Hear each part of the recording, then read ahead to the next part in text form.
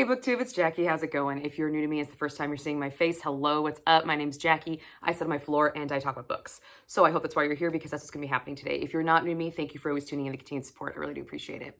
So today for you, I have my weekly wrap up. This is on week 16, dates between April 16th and April 22nd, and all my reading shenanigans in between. And have I got some shit to talk about this week? Oh my God, we've got some shit. So without further ado, grab yourself a drink, have yourself a seat, and let's get talking some books.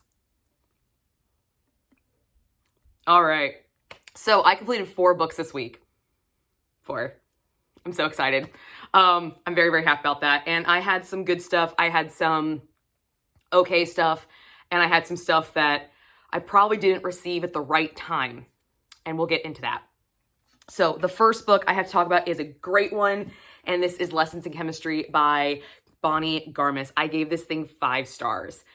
This was being read for my Read Rich and Bitchin' book club. It is historical fiction, women's literary fiction. We also feature It's a Standalone. We do have some triggers, some heavy hitting ones in there. We feature rape, misogyny, surprise baby, and common prejudicial views of women in the late 50s and early 60s. Okay, just to name a few.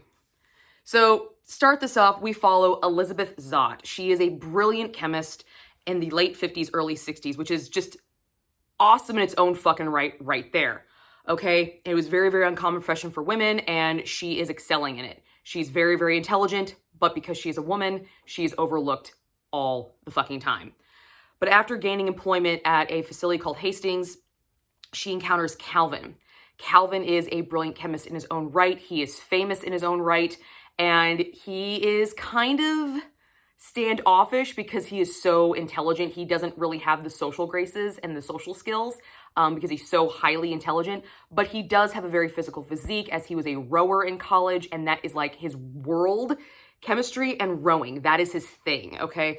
And they encounter each other as she needs some beakers. So she goes to Calvin's office, who has everything, and she basically just takes them.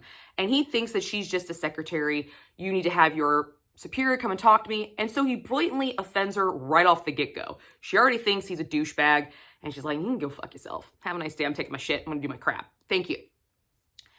Because of this encounter, other things occur, and then they start to form a relationship. So it starts off as kind of like a dislike to love sort of thing going on, but then they start forming this relationship that not only focuses on the internal relationship, but it's very much shown how the society views their relationship, because their relationship is not your normal relationship. Elizabeth is not your normal woman. She was not raised to be a housewife. She was not raised to be a childbearer or a broodmare. She doesn't want that. She doesn't want to be married. She's a very modern day thinking woman, and she's ostracized for it. But Calvin adores her for her own strength, but at the same time, he doesn't know how to facilitate this kind of relationship and handle it, as he doesn't want to be judged for more than he already is judged. He already knows he doesn't stand out. He does not very well liked. And now he's got a girlfriend who, by the way, Elizabeth Zott's fucking knockout, okay?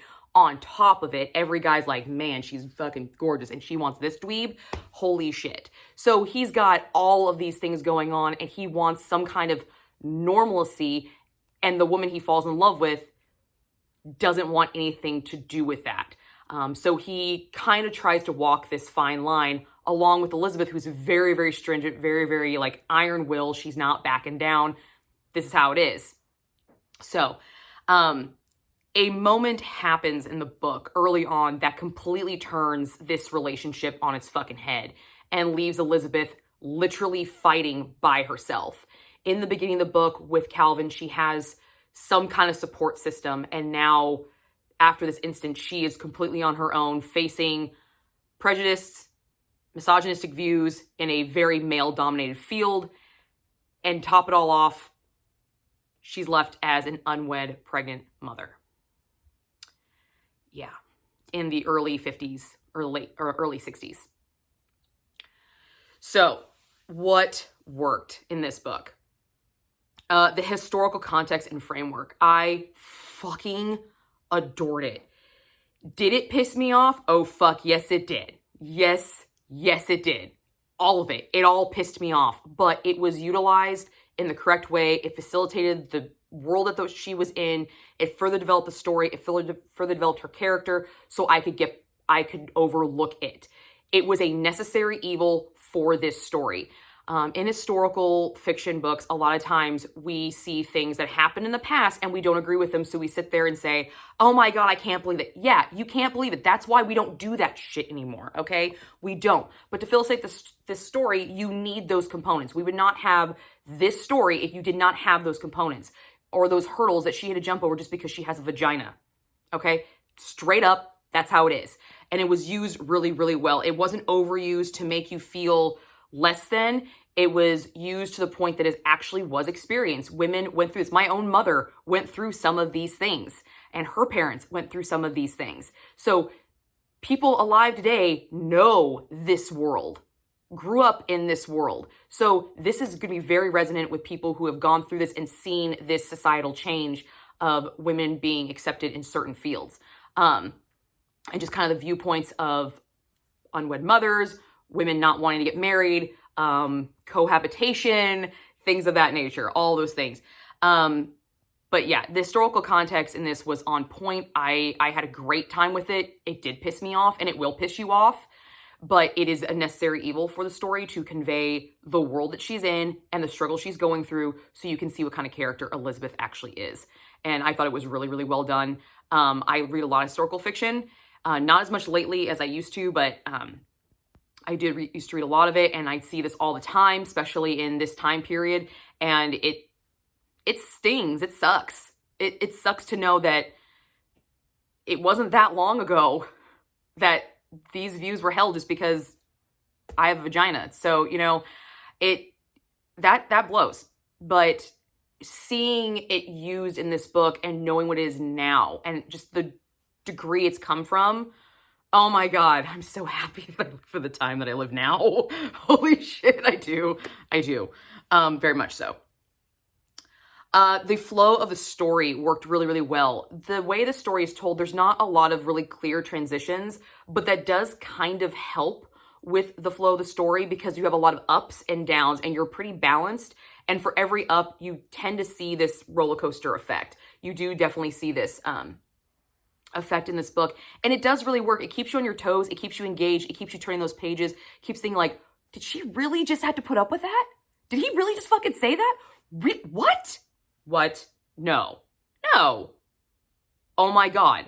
It's a lot of those moments that make you want to keep turning. I wouldn't say necessarily cliffhangers, but they are definitely transitions in a way that they are shocking transitions, but they are not just in there for shock value.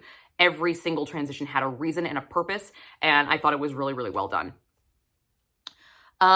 There is an interesting storytelling component from this. Some people might find this really irritating. I actually kind of enjoyed it. I thought it was kind of fun. We have the viewpoint of a dog in this story, and it's really unique. At first, when I first encountered that viewpoint, I was like, is this the viewpoint from the dog? Really? Oh, okay. Well, all right.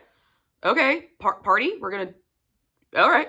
But this dog is a very unique dog. It's raised to be very intelligent, and she, as a scientist, wants to know, like, how far his brain capacity can go. So seeing his viewpoint and just seeing the base, blatant bones of what's going on without all the detail, he's like, yep, she doesn't like you. Get fucked. And it's just, it was very, very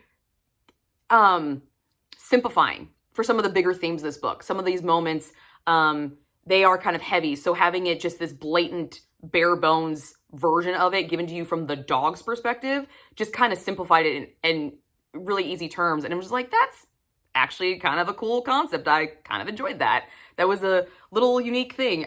My book club wasn't the biggest fan of it. They thought it was kind of stupid, but I enjoyed it. I did. I thought it was fun. It was unique. This book is emotionally and mentally exhausting. I found very many times reading this book that I was just kind of drained after reading it. And it has to do with kind of what the subject material and just the emotional and societal abuse that Elizabeth takes, and being a female, myself, knowing not to the degree that she experiences, but has experienced some of that kind of behavior towards myself, just kind of like reminiscing about it. It left me kind of exhausted mentally and some kind of physically, because I'm a very passionate reader. I get into things. I mean, many of you know this, many of you commented on it. But I get into it. And so like it's a visceral experience at times for me in this book. And it was a really unique concept in this book that kind of symbolized how exhausting mentally and physically this really is. She has Elizabeth Zott when she gets together with Calvin. Calvin, I said, was a rower. And there is an exercise that rowers do. It was created at Cambridge called erging. And I had to look this up because I never even heard of it. So that was really cool. I got to see something new, and I really enjoyed that kind of stuff. But the actual act of erging, it's a rowing machine, essentially, is what it is. But it's physically exhausting because of the amount of reps and the intensity that they do this, and this laser focus you have to be a rower. I've never rowed a day in my life. I have no idea what it takes to do that. But based off the description of this book, and the author herself is a rower, so she has firsthand experience of what that intensity and that experience is. Definitely parallel to my level of exhaustion and mental exhaustion reading this book. So I kind of saw in the book what I was feeling in the book through the rowing sequences, through the exhaustion and the getting up early and just the laser focus and zoning everything else out to accomplish your goal. I definitely saw the symbolism in it, and I thought it was a really cool concept. Did she overuse the rowing component? She brought it up a lot. There was a lot of it. Enough that I don't think I actually had to go look anything up to know anything about it. But it was a really cool concept to throw in there, and I enjoy things like that. I enjoy little Easter eggs or little like nuggets of kind of like, hey, the character's feeling the same way you are. Because Elizabeth wasn't really the most vocal about the way she feels. She was just very stern, and this is how it is. Why can't you see this? She didn't really see the emotional component behind it a lot. So seeing the emotional and physical exhaustion of what she was going through the symbolism of the rowing was really, really nice to kind of know, like, okay, hey, I got you. You know, we get it. So that was enjoyable. But yes, this was a very draining book. Great and brilliant, but very draining for sure. I loved the conclusion of this book. It didn't wrap up super nicely, but the conclusion that I got was very karmically satisfying. Not everybody gets theirs, but there are some. There are some, and it's fucking beautiful. And my dark little heart is sitting here thinking, fuck you. Yeah, that's great. I very much enjoy the karmic satisfying moment of the ending of this book. That was fucking great. And it's not like, you know, what I wanted to happen to some of these characters, and did they get what they totally deserved? No, but for the scope of the novel, it was definitely satisfying. And I definitely enjoyed the conclusion of this. This was definitely a really nicely done conclusion. It didn't leave me wanting anything, and I'm good. I'm okay. The last thing that really worked in this book was Elizabeth's character. I resonated with Elizabeth's character so fucking much. I did. But she's also an element that didn't work in this book, and we'll get to that. But what worked about her is that she never caved. She just kept pushing forward. Did she get knocked down? Yes, but she never fucking caved. She stuck to her guns, and she knew, maybe she didn't know, but she believed enough in herself to go for it and try every single fucking time. She didn't always succeed. She gets her ass handed to her a few fucking times in this book. Don't get me wrong. But the times where she does succeed, it's because of her perseverance and her determination and her refusal to listen to the outside world saying she could not do this just because she was a female. And I really, really resonated with that. I thought that was awesome. Props to her for that. But part of her downfall, and part of the reason why her character does not work for this book, for me, is the first element I want to talk about and what didn't work, is that she was almost too strong and too independent. I was raised to be very independent. I was raised to not rely on other people and do it yourself. And if you can't do it, then you seek out the people that can. That's when you rely on somebody, but you've tried it yourself. You've tried it up 10 million ways. Elizabeth Zott never went to her sources for help. There are multiple times in the story where she could have gotten further if she would have utilized the resources around her, because some of the resources around her were supportive of her and were not going to take her credit. They would have vocalized, this is her, I'm just using my station to kind of get her there. I understand both sides of why she didn't want to utilize her boyfriend in general. His name just slipped my mind real fast. Calvin. Why she didn't want to use his status and his fame. I completely understand it because she wanted it in her own right. But she could have achieved her goal if she would have taken some of the help that he freely offered and let go of the fear that he was going to run over her. Do I understand why that fear was there? Yes, because it had happened to her in the past. She was safeguarding herself. Completely understand. But that's the downfall of being really independent and a strong-willed and like iron backbone female. Sometimes you forget that asking for help is not a sign of weakness. Sometimes it's the smartest move. It is the smartest move to ask for help and to rely on those around you that can help you get where you need to go. It's just you have to choose the right people. And she had a person who was willing to give her the credit, but give her the boost that she needed, that extra like footing. But she refused to take it. So I understand both sides, but it did kind of sour some points in the book because some of the things that happened in this book to her, I feel could have been avoided had she asked for help or allowed someone offering help to help her. So it's a very touchy thing, you know, being someone like that. I know where I have to be to actually ask somebody for help and assistance. And it's not a fun place to be. I do feel very, very weak, so I understood why she would. But at the same time, I was also raised to know that I choose people to be in my life that have good hearts and good morals and good standing. And so I know that they're not going to throw me under the bus, and she didn't trust her judgment in people enough. So she didn't trust her gut enough as it is. She was too much of the clinical mind. She didn't have a lot of faith in the other half. So, yeah. The other thing that didn't work for this was there was no justice for the professor. Fuck that guy. He was the one that I wanted karmic justice for, and that pissed me off. But he was one of the characters that I did not get the justice for that I wanted, and he can go fuck himself. Straight up. Straight up. He can go take a long walk off a short pier and have a nice fucking day. That was a part that really pissed me off, because there was no justice for it, and that was a completely brutal and unexcusable act. Although Elizabeth does get a moment with that, so that was kind of satisfying, but I wanted some legal justice, and I didn't get it. There's no spice rating in this book. We have a few fade to black scenes with her and Calvin, but they are fade to black. You don't see anything. Actually, you hear from the dog's perspective of grunting and cooing, and that's pretty much like all you're hearing. So that was kind of funny that you got some of the sex scenes through the dog's perspective. So they're not very spicy. He's just like, why are you doing this? I don't understand. Why are you mounting her that way? That's not how you do it. And it was just funny. It was kind of comical. It was great. It was a good time. But I love this book. This thing was 5 stars. I'm very, very happy I picked this up. The hype is real about this, and I had a great fucking time with this one. I definitely recommend this one. That's why I'm rocking my hair like this today, because I was like, I'm just going to embody my 1 5-star book of the week.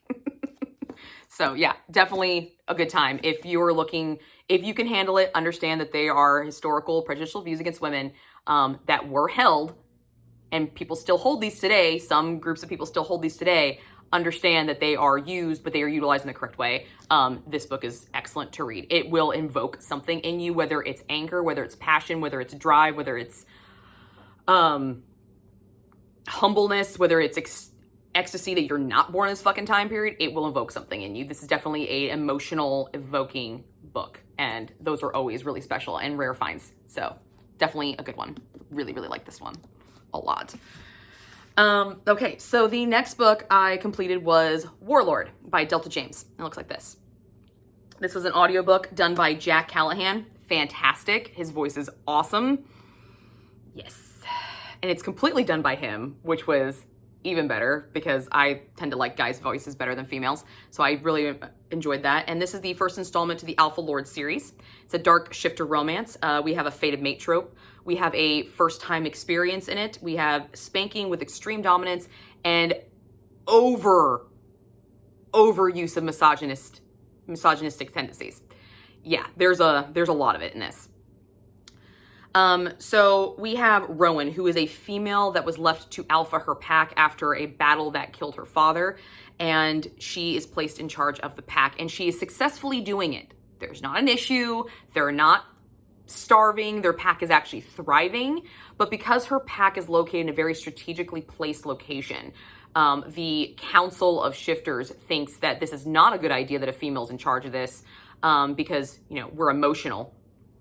So we might not make the right decision. So we have to have a guy come in. And after many lesser alphas have come in and she has basically said, get fucked, and sent pieces of them back to the council, they hire the services of a mercenary warlord, Alaric, who is the second born son of the Ravenscaw clan. So his brother is alpha of there, and he's looking for an alpha for his own pack. So they get him along board and say, we need you to go get rid of her. She has a sister, Ariel, who we think will be a perfect mate for you to run this pack. They offer him all this shit, no taxes, a place on the council, just sweetening the pot. Little they know, he already had every intention of fucking doing this because he already was aware of the situation. He was going to do it, but now he's getting paid to fucking do it. So he's like, fuck yeah, let's do this. Hell yeah.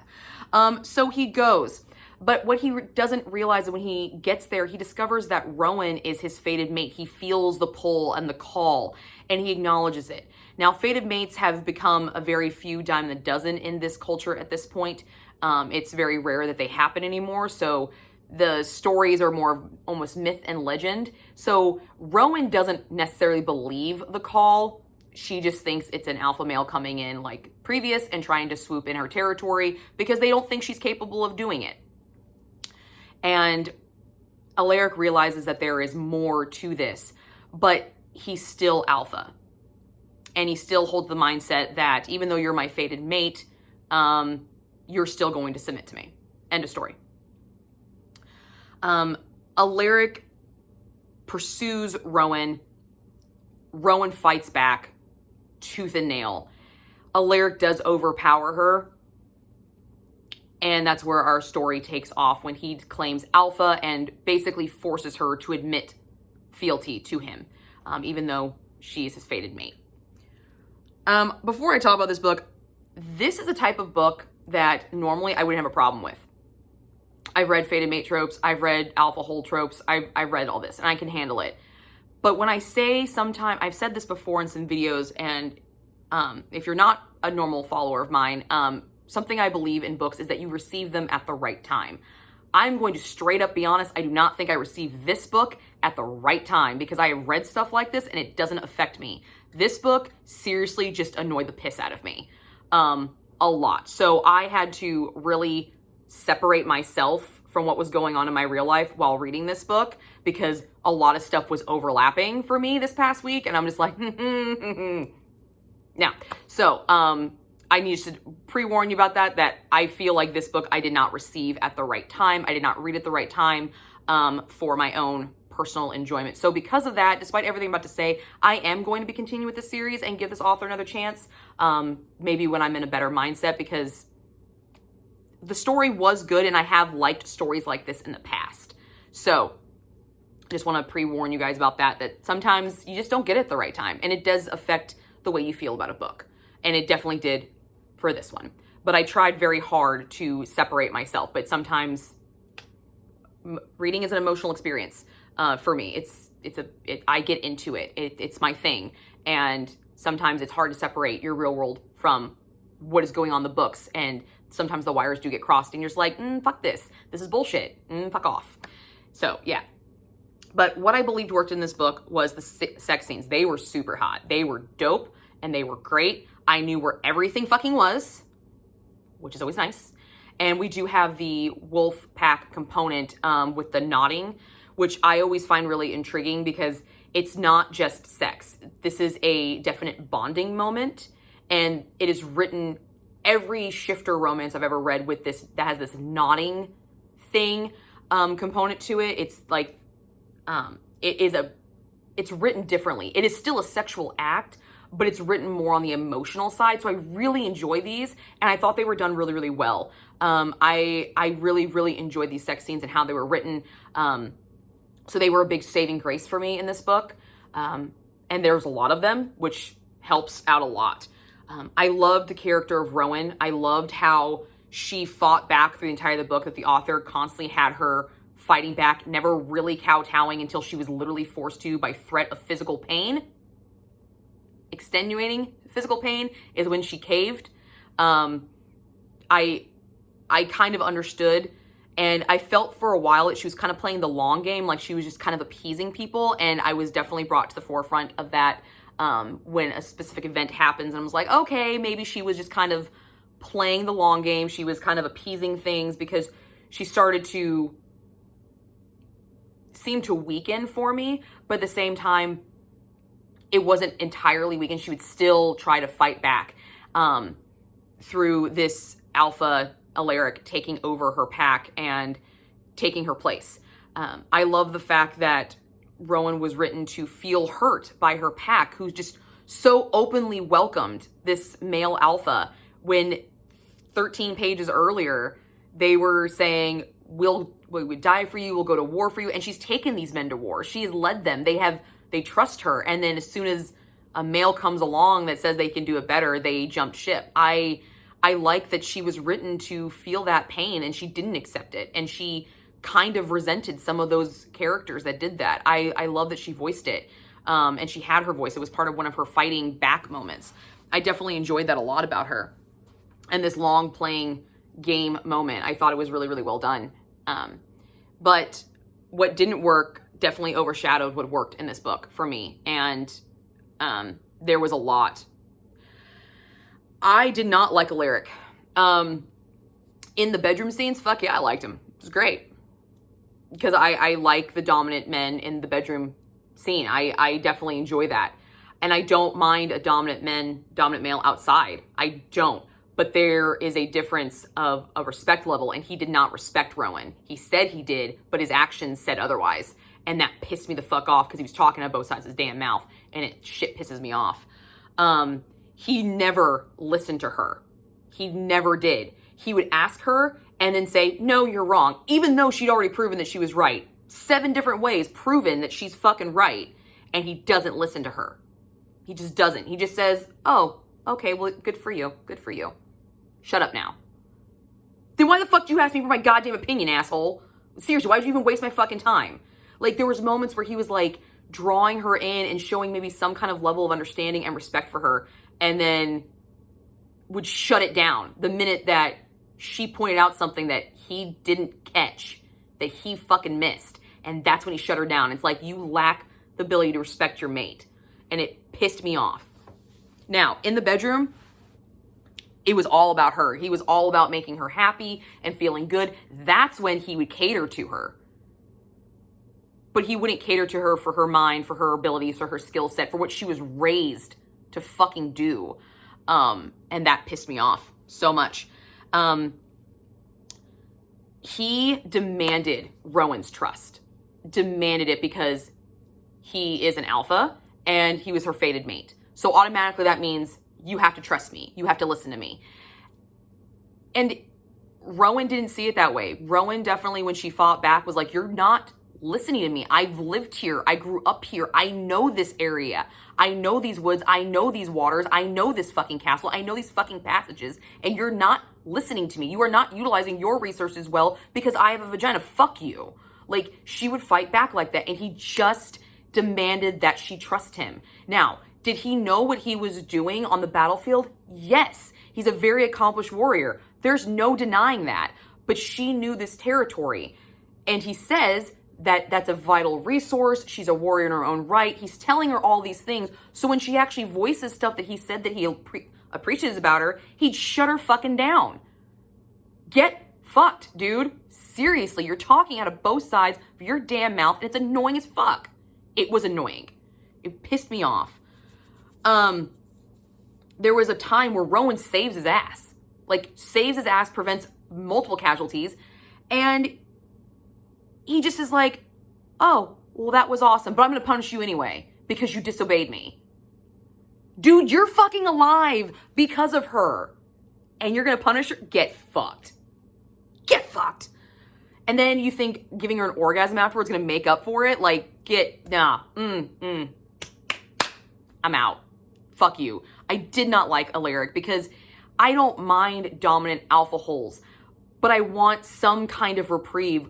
When he said that he trusted her in their close quarters and he valued her opinion and he knew she was a warrior in her own right, I wanted to like him, but then outside the quarters, in front of his friends and his men, he was, fuck you, you are to be seen and not spoken to, you're not to be heard, and he makes it very clear when he says this goddamn statement, be quiet, mate, men are speaking. Oh my fucking God, sealed his fucking fate for me, get fucked, I don't like you.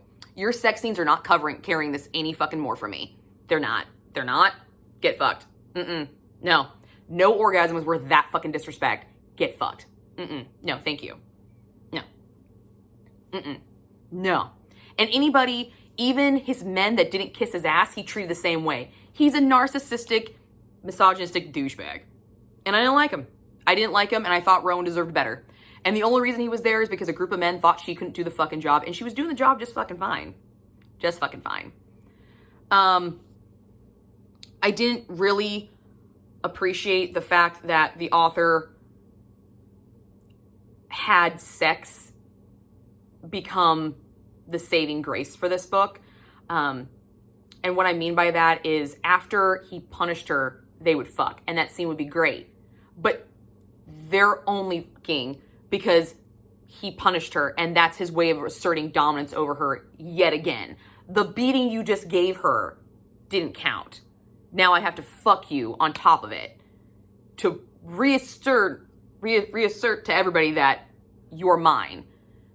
But he never fucking earned that. He relied on that fated mate trope way too fucking much. That was the main basis of their connection. And truth be told, I never saw Rowan ever actually give a shit about him. She just knew that if he fell, she would suffer great amounts of pain because she was separated from her fated mate, which she finally acknowledged. She's like, look, I can't deny chemistry. I can't deny bodily chemistry. So I'm going to safeguard my own personal being by saving your ass, and then you're not even going to be thankful for it. You're not even going to be thankful. And here's the cincher, is that sometimes there'll be moments where he said, my mate is very strong. My mate is very resilient. My mate is all mine. She is stunning. She is smart. He would tell people this, but he would never tell people this in front of her. He would never tell them in front of her. What he would do in front of her is speak down to her like she was lesser than. And that pissed me off. Again, speaking on both sides of your damn mouth. Okay? Fucking annoying as shit. And I really wanted to like this book because I usually like this kind of style book. I just didn't receive it at the right time. I really believe I didn't receive it at the right time. So I'm going to give this author another try and see what happens. The next installment is Overlord, I believe. But I might physically try to read it instead of listening to it. Maybe being able, not actually having voices in my head saying this stuff to me might be better. I don't know. But the spice rating for this book, I gave it 3.75 chili peppers. Dominance in the bedroom was on point. He does do that really, really well in the sex scenes, not just the punishment scenes, the actual sex scenes. They were very, very nice. And the graphic language was really, really nice as well. So the next book I read was Goddess by S.R. Watson and Ryan Stacks. It looks like this. I gave it 3 stars. I read this for the ABCs of Love Readalong. We feature forced proximity. We have a captive-captor trope that's really, really loose. Another really loose mafia as well. There's a mafia element to it, but it's not really highly developed into the book. We do feature some romantic suspense for sure, small town, and we do show domestic assault. We follow Goddess, who flees her abusive fiance and finds herself hitchhiking along the interstate and is picked up by Huxley, who is looking for her anyway. And you're kind of wondering, why is he looking for her? So there's where our romantic kind of suspense sort of starts off. Huxley takes her to his mother, where she offers her a job in her restaurant and a place to stay till she gets back on her feet, because she understands what's going on. She sees it in her face. It's written on her face what she's running from. A romance begins between Huxley and Goddess as they are both staying in the same location. And at some point in time, the fiance finds Goddess, and Huxley's like, nope, okay, we got to enact this. And then you find out what Huxley really does for a living. And he takes her from the safety of the restaurant and takes her to a safe house. And that's where the real like romance really starts to kick in, and some of the super sexy fun times happen. And it's a little bit more enticing at the safe house. What worked? The forced proximity portion of the book. The second portion of the book was a lot better than the first part. I felt that it was spicier, it was more intense, and it was more fast paced. The mother character, loved her, thought she was great, had a good time with her. I loved how she didn't let Huxley get away with shit. She called it like it is, and she reached out and just helped her out because she needed it. Not because she was going to get anything from her, but because she needed it. And I thought that was really great. And I like the fact that the authors had Goddess initiate the physical relationship. They do hook up prior to getting the safe house, but then it stops, and then she initiates it back up like Goddess actually does. And I really enjoyed that, because she's like, hey, I miss this. I want this. So if you're down, we're down. Let's do this. I really enjoyed that. I enjoyed her owning her own sexuality, especially coming from a abusive relationship, taking that step to kind of reclaim herself in that department. I really, really appreciated that in there. What didn't work? I hated these characters' names. I thought they were stupid. Goddess sounds like a porn star, and Huxley sounds like a dog on a yacht. All right, straight up thought the names were stupid. I couldn't stand them. I changed their names in the book as I was reading them because I didn't like them. I couldn't get past them. I just thought they were dumb. Goddess as a character in the beginning, I liked her. I liked the fact that she stood up, she ran away, she got away. What I didn't like afterwards is that she was doing stupid things with her person. She just did a baller fucking move, got away from her abusive fiance, and now putting herself on an interstate, hitchhiking, having random people pick her up. Dumbass move. Okay, you made it from California all the way to fucking Georgia. I think is where we're actually at, is in Georgia. So I'm just like, why? Why are you being so inconsiderate with your personal person after knowing what you just left? I thought she should have been smarter about that. Now, I understand she had to flee in a hurry, but you left a negative situation. Why are you putting yourself back into a negative situation? You made a baller move, and you're backtracking, and I didn't like that for her. Luckily, it worked out to her advantage, but I didn't like it. I felt that the first part of the book was different than the second part of the book. Like, I felt like I was reading two different books. And maybe that was the intent, to show just the polar opposite of Huxley as a character, because in the first part of the book, he is, a player, and, we have this romantic suspense element, and then we get the second part of the book, which is almost like, action-packed. So it felt very disconnected, these two parts of the book. They didn't really feel like they flowed very well, and the connective points didn't really match up. Like, they used the mafia element to bring the tie-in together, having the fiance be part of the mafia, and that's kind of the tie. I just thought that was kind of dumb. I didn't really like that. I thought they could have done something different with that, for sure. And I felt it was really stupid for them to reinforce this douchey behavior of Huxley, because they never spends the night with her. He fucks her, but then sleeps in a separate bed. And he says it's so he can protect her, because of certain scenarios of people coming in, he wouldn't be able to protect her. And I just like, really? No, you're just being a douche. You're hitting it and quitting it. That's what you're doing. And it's kind of dumb, and it's kind of obvious, and it's stupid. Stop it. That's annoying. Because we never had that. Jen made a good point in our live show. They never had the arc of changing, of coming from this very solo kind of behavior, independent behavior, to this joining behavior. We never had that moment in this book. We never had that switch over of where it's no longer just me and you. It's now the two of us as a team. We never had that moment. She hit the nail on the head on that in our live show. And I will attach the live show here. If you missed it, you can go check it out, where we discuss this book and the next one that I'm about to talk about. My spice rating for this was 4 chili peppers. We had a lot more sex in this book, a lot more. We had multiplications, we had wall sex, oral and vaginal, so we got to actually see Huxley pick her up, put him on her shoulders, and go to town on her while she's pinned against a wall. I was just, oh, I love that move. I think that move is hot as fuck. In movies when people do it, in books when people do it, in real life, that's fucking dope. That's awesome. Thank you.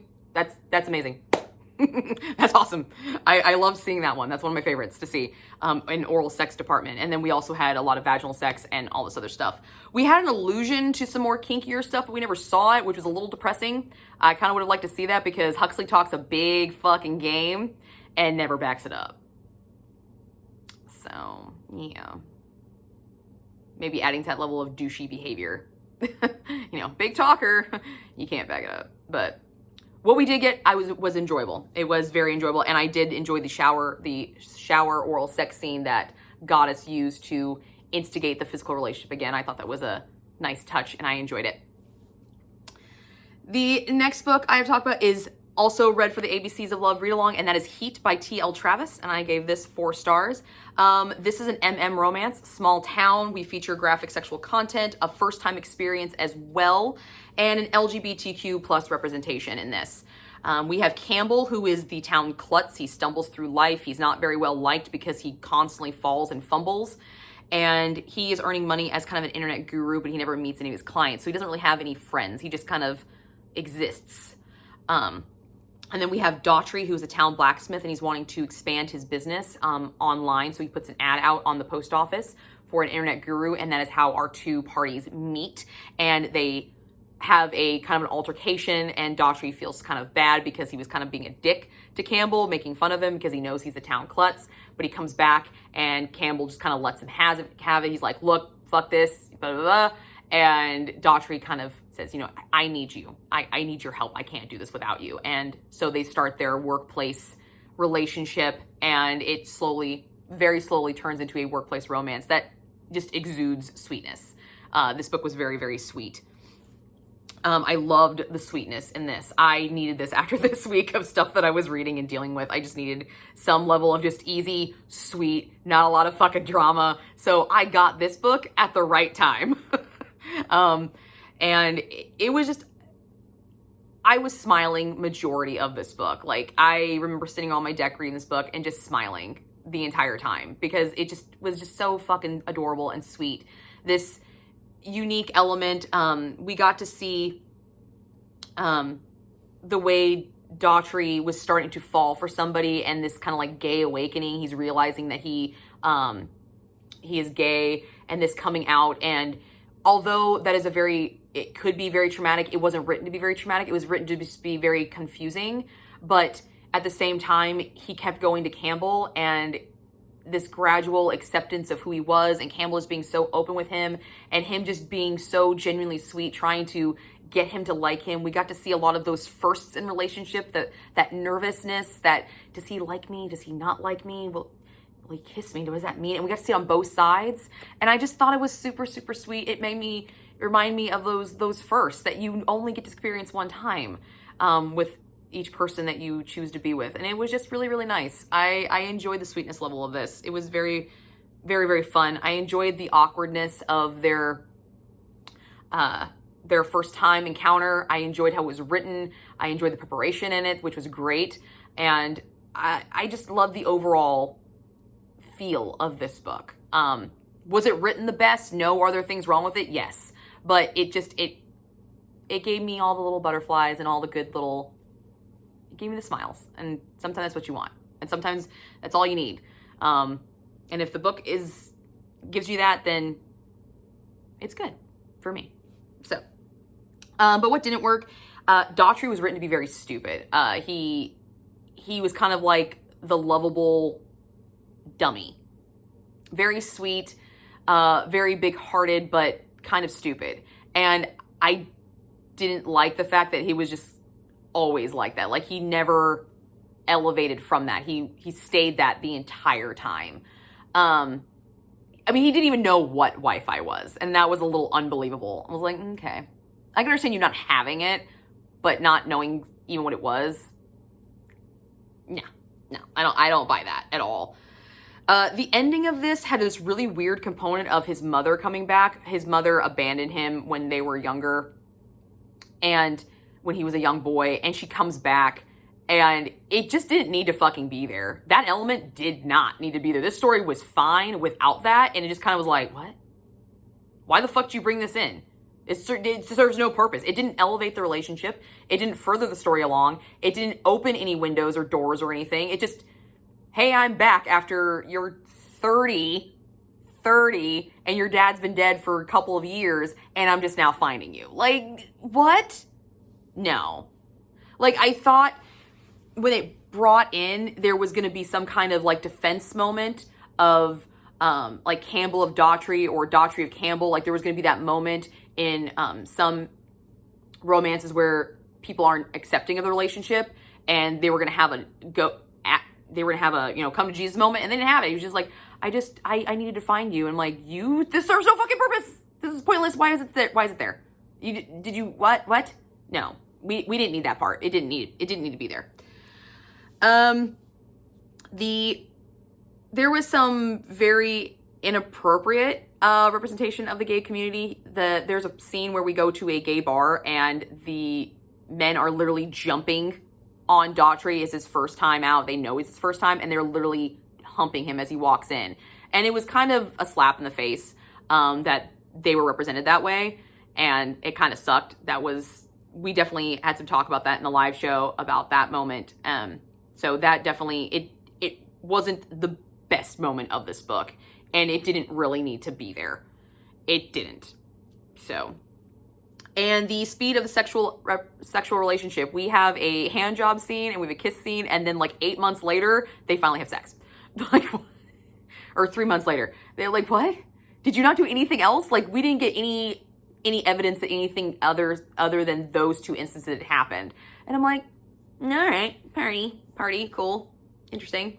It definitely lacked in the spice department for this book. I only gave this 2 chili peppers. 70% is when we got the first hookup scene. 70%, and that was too long of a wait for this book, with not enough build-up in this book.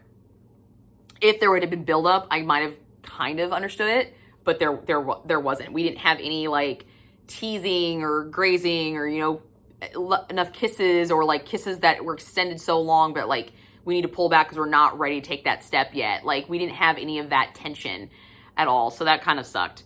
But I did love the preparation for the first time scene for the first time penetration. I loved the awkwardness of that first time scene. I'm a big proponent of first times being written to convey, actual reality, not being perfect. It wasn't perfect. There was concern, there was fear, there was conversation done beforehand. Oh my God, I loved that. I loved that. That endeared this to me even more. I just enjoyed that very, very much. But yeah, that is what I completed this week, guys. I did start a 5th book. I started Butterfly in Pain by Lucian Bane. It looks like this. This is the 2nd installment to the Royal Bastards Motorcycle Club series, the Newark, New Jersey chapter. I did a full review for Butterfly and Atlas. I'll link it here for you guys if you want to check it out. And I will be doing a full review on this book as well, but I just started, so I don't have anything really to say about it other than what the fuck did I just walk into? So, yeah. But that's what I got for you guys this week. I hope you enjoy this, and I will see you guys all soon with another video. Bye.